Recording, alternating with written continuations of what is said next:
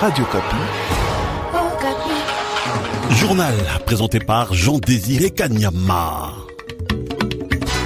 De son côté, le député provincial Kiangi Kiamwami, élu de Walikale, encourage et salue toutes les démarches menées par le chef de l'État en vue de ramener la paix au Nord Kivu. Cependant, ce député s'interroge sur l'impact des mouvements de déploiement des armées étrangères qui continuent à observer dans la province du Nord Kivu.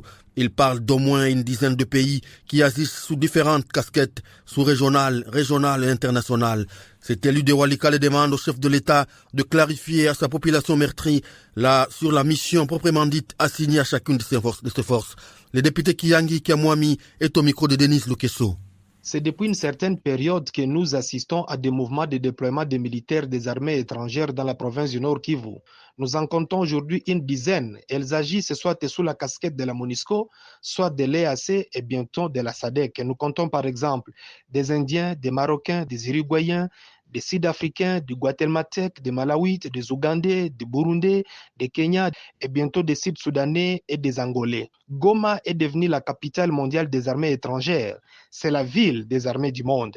Cependant, on n'a pas assez d'informations sur les termes de référence et sur leur mission. Nous ne savons comment vivre avec, pour combien de temps, à quel niveau elles vont devoir collaborer entre elles. Pire encore, on n'a pas d'informations sur l'impact de la présence de toutes ces armées dans la région, sur le plan social, économique, politique, humanitaire, sécuritaire et des droits de l'homme.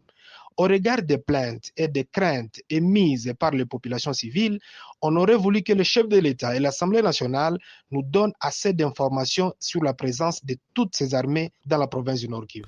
Rappelons que l'Angola a aussi annoncé le 11 mars dernier que Luanda allait envahir une unité militaire en RDC.